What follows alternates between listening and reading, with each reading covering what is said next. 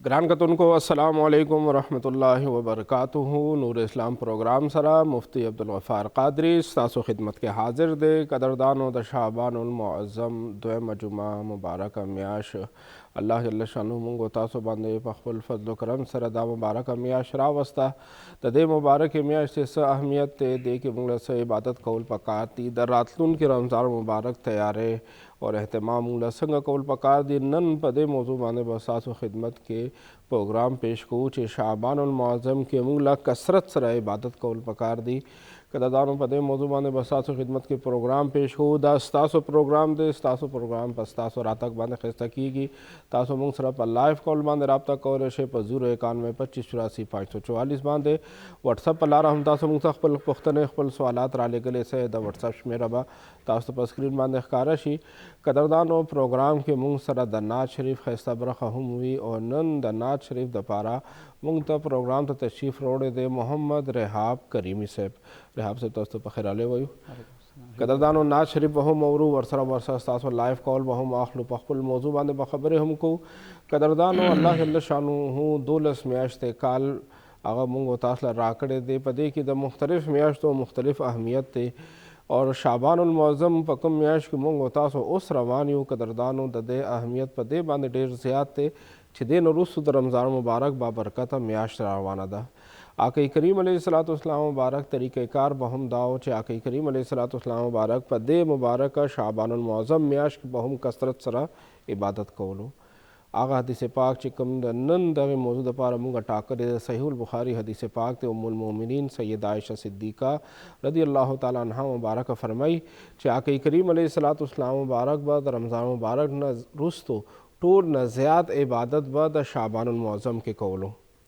और योज़ल खुदी मुबारक पूरा शाबानुल मुअज़्ज़म रोजे हम उन्हें बोले पूरा म्याश दी मुबारक द शाबानुल मुअज़्ज़म रोजे उन्हें बोले नो कदरदानो आकई करीम अलैहिस्सलाम मुबारक ब दग शाबानुल मुअज़्ज़म के बहुम कसरत सरा इबादत कौलो नो मुंगला हम पकार दे मुंगा रातलून के रमज़ान मुबारक तरबियत ट्रेनिंग द दग शाबानुल मुअज़्ज़म न शुरू को पदे कि मुंगो तासो चिकला तरबियत शुरू को कदरदानो चिकला शाबानुल मुअज़्ज़म नरुस रमज़ान मुबारक दगा बाबरकत म्याश राजी नो मुंगो तासो बखबलजान इबादत की आदत कड़ी नो मुंगो तासो ब्या कसरत सरा इबादत आगा आसान शी और कचरे मुंगा उस न कदरदानो दगा शाबानुल मुअज़्ज़म पर गफलत के तेर को नो शाबानुल मुअज़्ज़म नरुस रमज़ान मुबारक के चिकला मुंगो तासो लुगतन द कियू नो ब्या लुगतन दे पर हालत के बमुंगो तासो ने ज़्यादा इबादत न कीगी नो ज़्यादा इबादत द खपलजान आदतौल द पारा मुंगला पकार दादी शाबानुल मुअज़्ज़म न मुंगो तासो द दगे म्याश ते द रमज़ान मुबारक तैयारी शुरू को और पदगे म्याश के मुंगा कसरत सरा इबादत को ज़कर चे दादा आकई करीम अलैहिस्सलाम मुबारक तरीक़ा हम दा दगे मुबारक सुन्नत हम दे चेगी मुबारक द रमज़ान मुबारक न रुस तो टूल न ज़्यादा इबादत आगा पर शाबानुल मुअज़्ज़म के कड़े दे कदरदान उसासों पर जहन के बसवाल राजी मुंगला कसरत सरा कम इबादत कौल पकार दी कम इबादत मुंगा ऊकू चिब्या रातलून के रमज़ान मुबारक के हम मुंगा दगे अहतमाम ऊकू नो कदरदान टोल न अवल खुदा चे मुंगला कसरत सरा द अल्लाह जल्ल शानु इबादत दगा मुंस कौल पकार दी खुसूसन बिलखुसूस रातलून की जुमेश पे बांधे कदरदान शब बरात बवी आगा मुबारक अशप बवी छे आग अशपे पर बारक अल्लाह करीम कुरान मजीद के इरशाद फरमाए फ़ी हा युफ़रक़ु कुल्लु अम्रिन हकीम द हागा मुबारक अशपादा चे पदे के द हर यो हिकमत वाले कार फ़ैसला को लिखीगी अल्लाह करीम पदे अशपा बांधे प शाबानुल मुअज़्ज़म प बिनरसम अशपा चे मुंग तासो पखपल मुआशा गई द शब बरात वायु दगे शौकदर अशपा त पुख्तो के वही कदरदानो दगे मुबारक अशपे बांधे अल्लाह जल्ल शानुहू द इंसान द मर्ग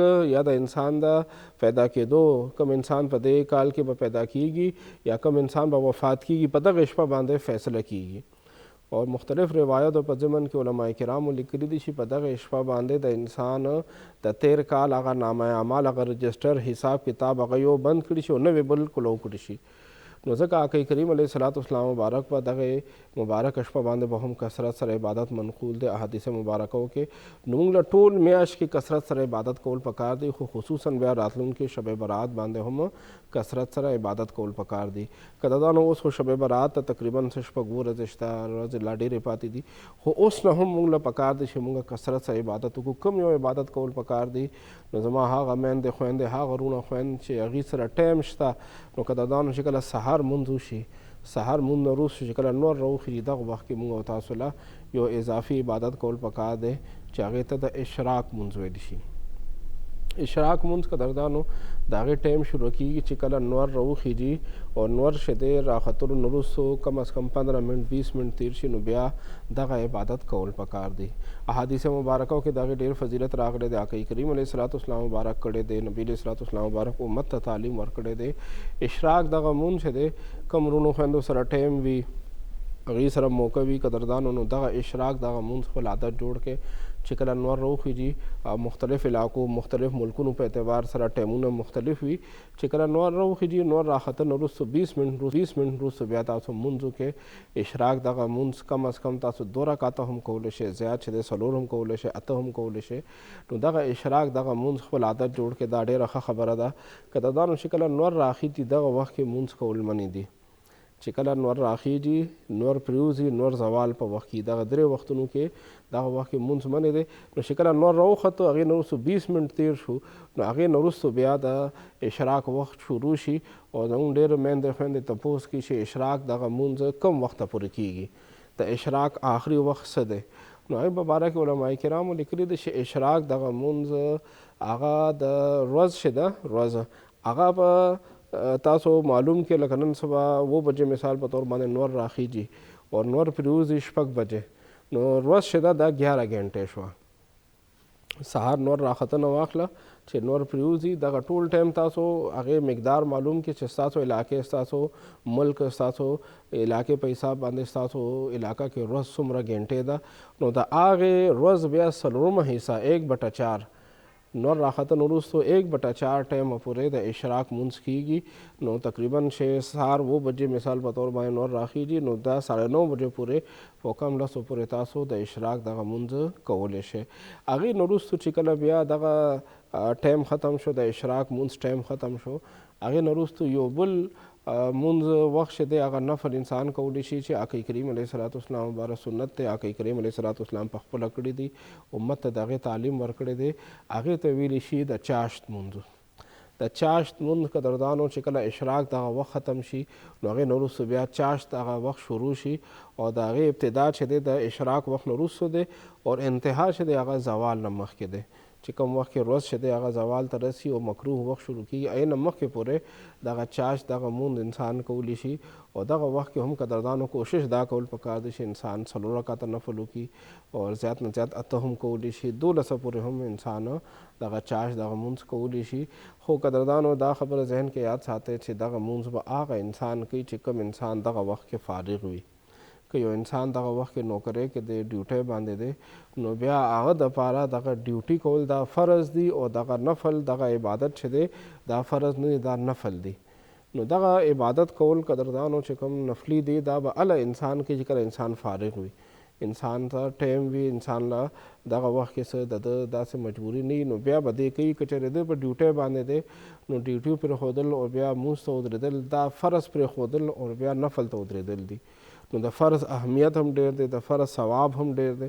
که دغه وخت یو انسان په ډیوټۍ باندې دی او هغه ته چوټي هغې ته موقع نشته نو قدردانو دی به دغه ډیوټي جاري ساتي او الله پاک نه امید به ساتي چې زما نیت او اراده وه چې زه به دغه اشراق مونځ کوم یا به چاشت مونځ کوم او ما ته د هغې موقع میلو نه شوه نو قدردانو الله جل شانو د رحمت نه امید دی چې انسان د یو نیکۍ اراده کوي او بیا هغه عمل چې دی څه مجبورۍ د وجې نه پاتې شي نو الله جل شانه رحیم دی کریم دی ارحم الراحمین دی هغه بیا په خپل فضل و کرم باندې د هغې نیکۍ اجر و ثواب ورکوي. نو که چېرې څوک دغه وخت کې ډیوټۍ باندې نه وي وزګار وي ټایم ورسره وي نو اشراق مونځ عادت دې جوړ کړي، چاشت مونځ عادت جوړ کړي. بیا قدردانو یو بل مونځ دی چې هغه د ماښام مانځه نه وروستو کېږي چې هغې ته اوابین ویلی کېږي. اوابین دغه مونځ چې دی چې ماښام نه وروستو انسان 2 رکعاته چې کوم سنت دی هغه وکړي هغې نه وروستو بیا 6 رکعاته دغه اوابین مونځ دی. د اوابین مونځ هم ډېر فضایل راغلي ډېر برکات راغلي. دا د ګناهونو د مغفرت دپاره ډېر بابرکته مونځ دی. دې سره الله پاک د انسان ګناهونه معاف کوي مغفرت دپاره ډېر مجرب دی. نو اوابین مونځ چې دی دا د ماښام مانځه نه وروستو چې کله انسان سنت وکړي 2 رکعاته موقد هغې نه وروستو بیا 6 رکعاته دغه اوابین مونځ کولی شي. نو زما میندې خویندې وروڼه خویندې کوم چا سره ټایم وي قدردانو نو هغې اشراق مونځ هغې چاشت مونځ هغې اوابین مونځ او بیا خصوصا که چا سره نور هم وخت وي لکه نن سبا شپې اوږدې دي که یو انسان وختي ویده شي نو دی بیا سهار تهجد مونځ ته هم راپاڅېدی شي. تهجد مونځ دا ډېر بابرکته مونځ دی. الله جل شانه قرآن مجید کې هم دغې تذکره کړې ده. نو قدردانو آقا کریم علیه الصلاۃ والسلام مبارک به تهجد مونځ هم کولو، صحابه کرام مبارکان هم کولو، د هر زمانه نیکان خلقو خو خلقو دغه تهجد مونځ کړی دی. الله کریم دې موږ او تاسو ته هم توفیق نصیب کړي. دغه تهجد مونځ قدردانو د شپې انسان ماسوتن مونځ نه وروستو کولی شي او چې کله بیا سهار اذان کیږي د هغې نه مخکې پورې د دغې تهجد مونځ هغه ټایم دی. بعض علما فرمایي چې دې دپاره ویده کېدل ضروري دي، خو که انسان ویده کېدو نه مخکې چې ما به سترګې راونه غړېږي زه به راپانه سمه ما نه دغه مونځ پاتې شي نو دی د ویده کېدو نه مخکې هم تهجد کولی شي. تهجد دپاره ضروري نه ده چې خامخا انسان ویده شي. که یو انسان ته دا یره ده چې زه به ویده پاتې شمه نو دی د اول تهجد وکړي، هغې نه وروسته بیا وتر وکړي، هغې نه وروسته بیا ویده شي نو دا به بیا وترو نه مخکې کوي. کم انسان ویده کېږي او موبایل ځان ته الارم ته لګوي یا به دی څوک راپاسي یا د ده عادت دی چې دی راپاسي نو قدردانو دی به ماسوتن مونځ سره صرف 2 رکعت سنت موقده وکړي او وتر به نه کوي. چې کله دی تهجد وکړي، تهجد چې دی تعداد پوره کړي، که هغه 2 رکعته 4 رکعته کوي یا 6 کوي یا 8 کوي، آخري چې دی هغه 12 رکعته دی. نو 4 کم از کم دی، 8 چې دی هغه اوسط دی او 12 چې دی هغه آخري موده ده، آخري انتها دی. نو 12 رکعت چې دی هغه ډېر افضل دی. نو چې کله دی دغه تهجد دغه رکعت سر ته ورسولو څومره دی کوي هغې نه وروستو آخر کې د بیا وتر وکړي. کم انسان ته دا پته زه به راپاسم ما ځان ته الارم لګولی یا به مې څوک راپاسوي نو دی بیا ماسوتن مونځ سره وتر نه کوي، دی صرف ماسوتن فرض وکړي، 2 رکعت سنت موقده وکړي او هغې نه وروستو وتر د پرېږدي. چې کله تهجد دغه مونځ سر ته ورسي هغې نه وروستو آخر کې بیا وتر وکړي. دا د آقا کریم علیه الصلاۃ والسلام مبارک طریقه د هغې مبارک دغه شانتې کړې دی.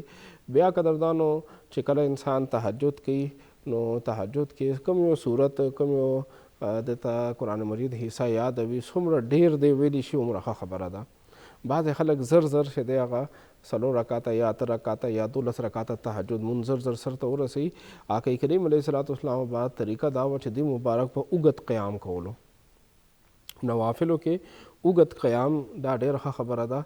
که انسان ته مختلف صورتونه یاد دي، مختلف آیتونه ورته یاد دي نو قدردانو مختلف صورتونه هم انسان پکې ویلی شي. سوره والضحی، سوره 3، سوره الم نشرہ او آخري لنډ صورتونه نو څومره دی زیات تلاوت کولی شي عمره دی وکړي، اوږد قیام دی وکړي. دا اوږد قیام ډېر ښه خبره ده. هغې نه وروستو چې کله بیا سجدې ته لاړ شي نو سجده دی هم د عام حالتو نه اوږده سجده وکړي. او قدردانو یو اهمه خبره دا ده چې سجدې په حالت کې په نوافلو کې انسان دعاګانې هم غوښتی شي. ستاسو زړه څه مراد دی، څه سوال دی نو یاد ساتئ چې تهجد دغه وخت چې دی د دعاګانو د قبولیت دپاره مجرب وخت دی. حدیث پاک راځي آقا کریم علیه الصلاۃ والسلام باندې فرمایي الله جل شانه رحمت رحمت خاصه آسمان دنیا کې آوازونه کوي. څوک شته تاسو کې مغفرت غوښتونکي زه هغې ته مغفرت وکړم، تاسو کې څوک رزق غوښتونکي زه هغې له رزق ورکړم، شته تاسو کې څوک مشکلات او تکالیف راشي ما نه وغواړي زه ورله هغه ورکړم. نو د الله جل شانه رحمت هغه دغه وخت کې اوازونه کوي بندګانو ته د هغې حاجات، د هغې سوالات، د هغې تکالیف، د هغې ګناهونو د مغفرت هغه زیری ورکوي. نو قدردانو دغه وخت کې چې کله انسان تهجد ته راپاسي نو قیام هم اوږد کول پکار دی، سجده هم اوږده کول پکار دی. هغې کې سبحان ربی الاعلی ډېر ځل ویل پکار دی. ورسره په سجدې حالت کې په زړه کې د خپل رب سره خبرې کول پکار دی. هغه خپل حاجات، خپل سوالات، خپل تکالیف رب ته پیش کول پکار دی. رب ذوالجلال رحیم دی، کریم دی، ارحم الراحمین دی. الله پاک د ورځې هم د بندګانو دعاګانې قبلوي. خو دا تهجد دغه وخت د دعاګانو د قبولیت دپاره یو مجرب وخت دی. دغه وخت کې ډېرې دعاګانې غوښتل پکار دي. او اهمه خبره دا قدردانو چې دغه وخت کې انسان لا د الله جل شانه ذکر چې دی هغه کثرت سره کول پکار دی، تهجد هم کول پکار دی، ورسره استغفار ویل. دغه وخت کې الله جل شانه نه بخښنه غوښتله دا هم الله جل شانه د خپل محبوب بندگانو هغه عادت بیان کړی دی. الله کریم قرآن مجید کې ارشاد فرمایي وهم بالاسحار مستغفرون.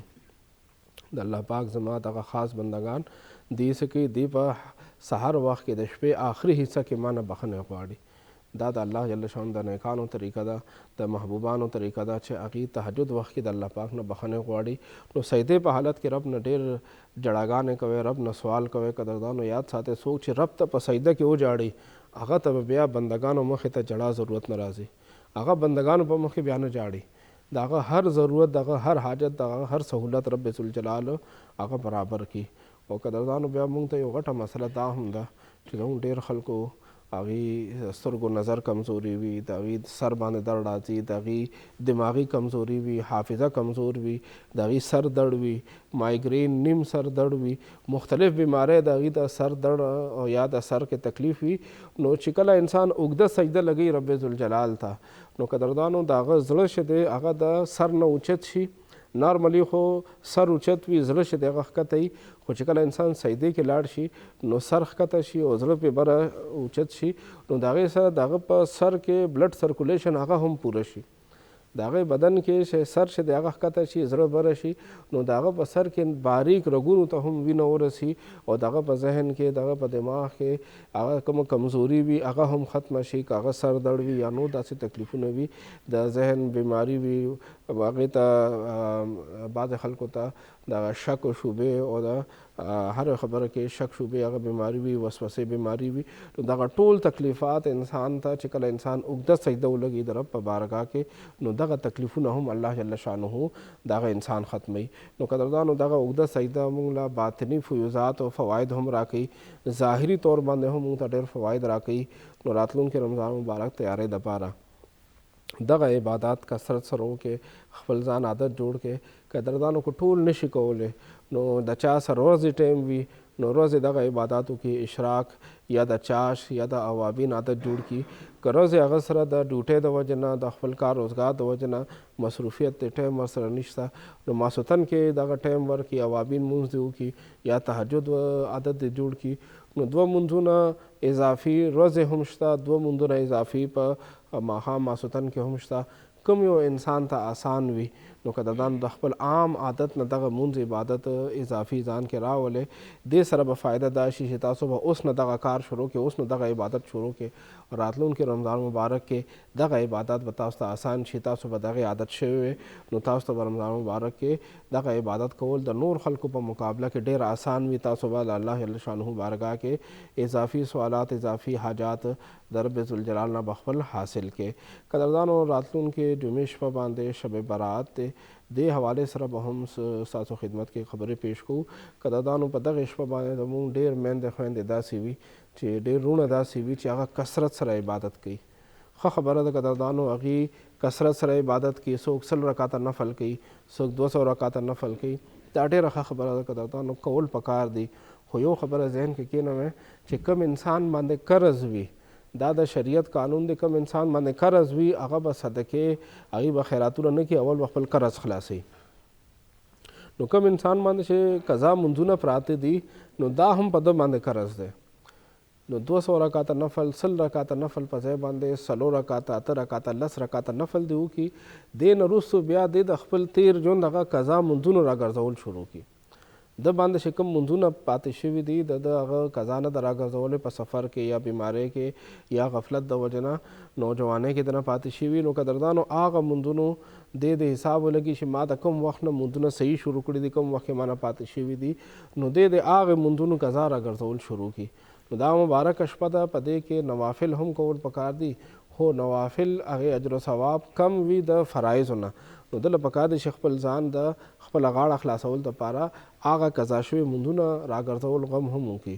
او دغه شانتې بیا قدردانو چې کوم زموږ میندې خویندې دغه شپې باندې عبادت وکړي، نو وروڼه خویندې چې کوم د الله جل شانه په بارګاه کې ډېر اخلاص پیش کوي، نو هغوی سحر بیا روژه هم نیسي.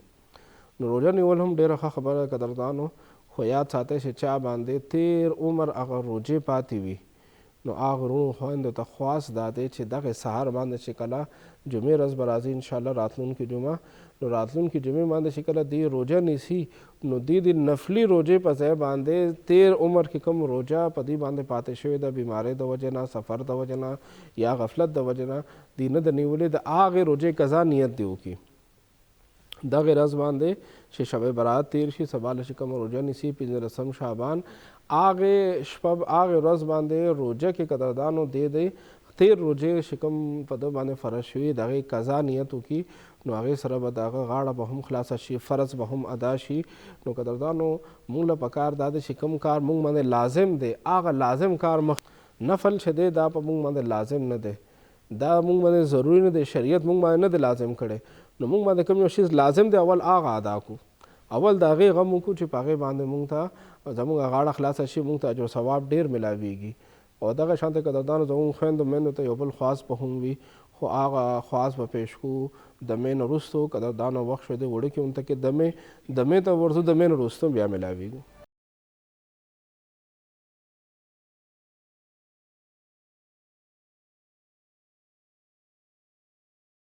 ګران کتونکو یو ځل بیا پروګرام ته هرکلی. پروګرام ستاسو خدمت کې روړ دی شعبان المعظم کې کثرت سره عبادت کول. قدردانو ستاسو خدمت کې یو څو عبادات پیش کړل، خو عباداتو کې یاد ساتئ چې الله جل شانه د طرف نه مونږ نه مقصود چې دی هغه حسن دی، هغه کثرت نه دی. چې مونږ ډېر زیات کثرت سره عبادت وکړو خو زر وکړو ځان ته نه خلاص کړو نو د هغې هغه شانته ثواب هغه شانته برکات نه ملاویږي څومره چې انسان لږ عبادت وکړي خو په ښه طریقې سره وکړي. اللہ کریم قرآن مجید کی ارشاد فرمائی خلق الموت والحیات لیبلوکم ایکم احسن عملا. مرګ او ژوند دې دپاره پیدا کو چې الله پاک ستاسو امتحان واخلي چې ستاسو کې د چا عمل هغه ښایسته عمل دی. نو الله جل شانه حسن عمل موږ نه غوښتی دی، کثرت عمل نه دی غوښتی چې انسان 100 رکعات نفل کوي اور زر کوي، په هغې کې انسان د رکوع سجدې تلاوت قیام او دغه چې ارکان دي د هغې صحیح خیال نه ساتي، او بل طرف ته په ښه تسلی سره په اوږد قرات سره په اوږد رکوع سره اوږد سجدې سره او ښه په اخلاص سره خشوع خضوع سره انسان 50 رکعاته وکړي یا 10 رکعاته وکړي نو دا ډېره ښه خبره ده. نو قدردانو مونږ له په خپل عبادت کې حسن پیدا کول پکار دی. حسن راځي په خشوع خضوع سره د نیت اصلاح سره او د ډېر ښه طریقې سره الله کریم په بارګاه کې خپل عمل وړاندې کولو سره. قدردانو پروګرام ستاسو خدمت کې روړی دی شعبان المعظم کې کثرت سره عبادت کول. قدردانو زموږ ډېر میندې خویندې داسې وي چې په هغې باندې د تېر رمضان المبارک هغه روژې پاتې وي، هغوی د خپل شرعي عذر د وجې نه یا ماشوم ته په یا د بل څه عذر د وجې نه سفر د وجې نه هغې باندې روژې پاتې شوي. نو کوم وروڼه خویندې چې هغې باندې تېر کال هغه رمضان مبارک روژې پاتې وي هغې دپاره دغه شعبان المعظم یو ډېره ښه موقع ده چې په دې کې هغې د خپل تېر کال هغه روژې قضا راوګرځوي او د الله جل شانو په نزد باندې خپله غاړه خلاصه کړي. قدردانو راتلونکې د چې کوم 15 شعبان هغه روژه ده چې شوقدر تیر شي سهار له خلک روژې نیسي نو په هغې کې هغه میندې خویندې د تېر کال د روژې قضا نیت کولی شي. یا کوم وروڼه هغوی په سفر کې وو یا بیمار وو یا بل څه عذر د وجې نه هغوی نه روژه پاتې وه، هغوی باندې د تېر کال روژې پاتې وي نو هغوی په دغې ورځ باندې هم د قضا روژې نیت کولی شي. دا شرعي طور باندې جایز دی چې انسان دغې ورځ باندې روژې ونیسي. راتلونکي رمضان مبارک نه مخکې ښه خبره دا ده چې انسان د تېر کال روژې قضا راوګرځوي. که چا دغه روژې قضا نه راګرځولي قدردانو رمضان مبارک پرې رالو نو بیا به هغه د رمضان مبارک روژې نیسي او رمضان مبارک تیر شي هغې نه وروستو بیا د خپل قضا راګرځوي. رمضان مبارک کې به د تېر کالو هغه قضا روژو نیت نه کوي، رمضان مبارک کې به د موجوده روژو نیت کوي. رمضان مبارک نه مخکې یا وروستو چې کوم نفلي روژې دي کوم نفلي روژې خلک نیسي هغې کې د تېر کالو د قضا روژو نیت هغه کولی شي. خو قدردانو چې کله یو انسان د الله جل شانه په بارګاه کې خپل عمل هغه وړاندې کوي نو هغې کې د هغه نیت چې دی هغه اخلاص پکار دی. ډېر خلک شب قدر په شپه باندې 15 شعبان په شپه باندې شب برات په شپه باندې عبادت کوي یا سبا له بیا روژه نیسي نو شیطان د هغوی په زړه کې دغه نیت کې دغه خرابي واچي، نیت کې دغه فساد واچي چې ته ډېر عبادت وکړه چې خلک تا ته ښه سړی ووایي، جومات کې ډېر نفلونه وکړه اور چې خلک تا ته ښه سړی ووایي، سهار له روژه ونیسه چې خلک به وایي چې وګوره فلاني روژه نیولې ده. نو قدردانو کوشش دا پکار دی چې دغه شپه راشي نو په دې کې انسان څومره عبادت کوي یا سهار له څومره عبادت کوي روژه نیسي دې کې نیت صرف او صرف د الله جل شانو رضا وګرځوي. شیطان له شکست ورکړي، شیطاني خیالاتو له شکست ورکړي، شیطاني وسوسه ځان لرې کړي، خلکو ته ښودنه، خلکو دپاره خپل ځان ښه ښکاره کول دپاره دې دپاره دې دا نیک اعمال نه کوي، بلکې دغه نیک اعمال د صرف او صرف رب ذوالجلال د رضا دپاره دې وکړي. قدردانو انسان محنت وکړي، کوشش وکړي، ځان باندې تکلیف تیر کړي او بیا هغه ته د الله کریم د بارګاه نه اجر و ثواب هم میلو نه شي، نو دا ډېر د محرومۍ خبره ده. نو ځکه کوشش داسې وکړئ چې کله هم تاسو روژه نیسئ نو روژې کې صرف او صرف نیت د رب ذوالجلال هغه رضا وي. قدردانو راتلونکې مبارکه شپه چې ده د جمعې شپه، دا د شوقدر شپه ده. دا شپه کال کې یو ځل راځي. الله جل شانه باخبره ده چې راتلونکي کال کې به موږ ته دا شپه میلو شي یا میلو نه شي. نو چاته هم دغه موقع میلو شوه په دغه شپه باندې کثرت سره عبادت وکړي، دا شپه په غفلت کې تیر نشي، دا شپه داسې شپو په شانتې تیر نشي څنګه عام طور باندې انسان هغه لږ شانته عبادت وکړي، ماښام ماسن لمونځ وکړي او بیا وده شي. نو قدردانو دا مبارکه شپه ده. دې شپه باندې د الله جل شانه د انسانانو مغفرت کوي، د انسانانو بخښنه کیږي. څوک چې په دغه شپه باندې عبادت کوي د هغې مغفرت کیږي. نو په دغه شپه کې د ذکر او اذکار وکړئ، تلاوت وکړئ، نوافل وکړئ. زموږ بعضې میندې خویندې داسې چې د هغې باندې شرعي عذر وي، هغې مونځ نشي کولی، میاشت کې خپل مخصوص ورځې راځي هغې کې هغې مونځ نشي کولی.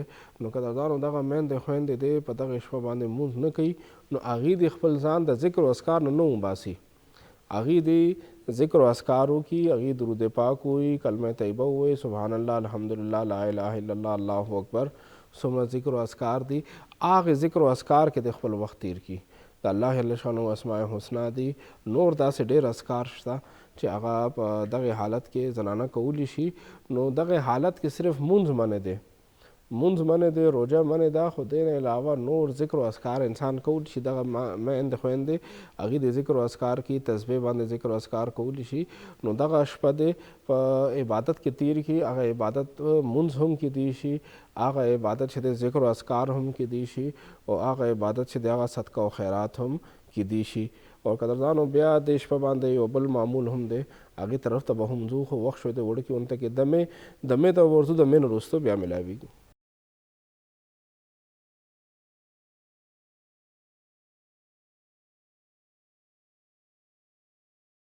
ګران کتونکو یو ځل بیا پروګرام ته هرکلی. پروګرام ستاسو خدمت کې روړی دی په شعبان المعظم کې کثرت سره عبادت کول، شب برات کې عبادت کول. قدردانو د شپه باندې چې کله شب برات شپه وي، مبارکه شپه وي، دغه شپه باندې قدردانو آقا کریم علیه الصلاۃ والسلام مبارک نه احادیث مبارکو کې یو بل عمل هم منقول دی چې دې مبارک په دغه شپه باندې جنت البقیع شریف ته تشریف وړی. نو آقا کریم علیه الصلاۃ والسلام مبارک مقبرې ته جنت البقیع شریف ته تشریف وړی. نو که نن هم د چا والدین خپل خپلوان هغې وفات شوي وي، نو ښه خبره دا ده چې انسان د هغې قبر ته لاړ شي، هلته کې تلاوت قرآن پاک وکړي، د هغې ثواب هغې ته وبخي. دا ښه خبره ده. قدردانو کله کله بچو له پکار دي چې خپل والدین د خپل خپلوانو قبر ته ورتلل پکار دي. هلته کې د مړي ته دا فایده وشي چې انسان تلاوت قرآن پاک وکړي، هغې ثواب هغې ته وبخي. او ژوندي ته دا فایده وشي چې ژوندی هغه د خپل مرګ طرف ته متوجه شي، هغې ته پته ولګي چې ما نه مخکې زما پلار لاړو، هغې نه مخکې د هغې پلار نیکه لاړو، هغې نه مخکې د هغې مشران لاړو، نو زه هم په دغې لاره باندې ورځم.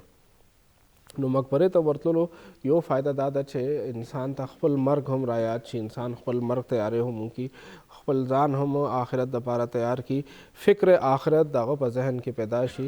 نو قدردانو په دغه شپه باندې مقبرې ته هم تلل پکار دي.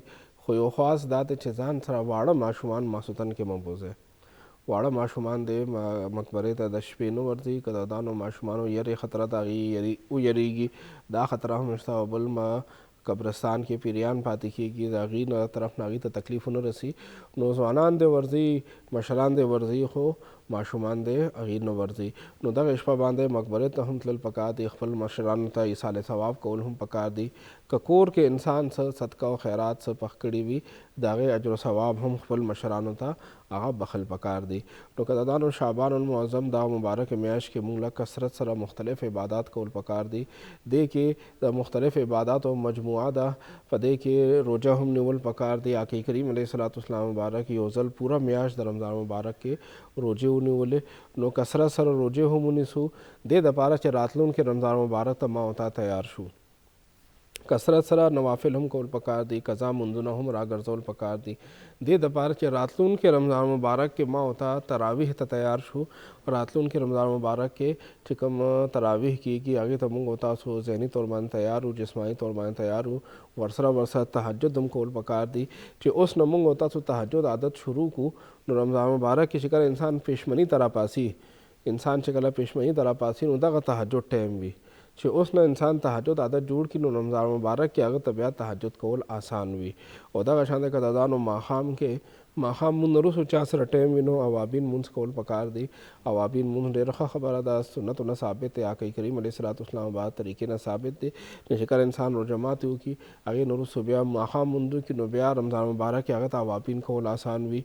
उदा का शान इशराक मुंस चाश्त मुंस हम कौल पकार दी। दादा आकई करीम अलैहिस्सलाम मुबारक सुन्नत ते कदादानो यो आखिरी फ़ायदा ददगे द चाश्त मुंज द इशराक मुंज दादा कदरदानो चिकल इंसान दगा चाश्त मुंज की नो हर इंसान में दा लाजिम अदा चे आगा द खपल द बदन सदका उबासी द खपल बदन के सुमरा अंदामु नदी हदीस पाक राजी द हर अंदाम पर बदल के सदका वर्को लाजिम दी।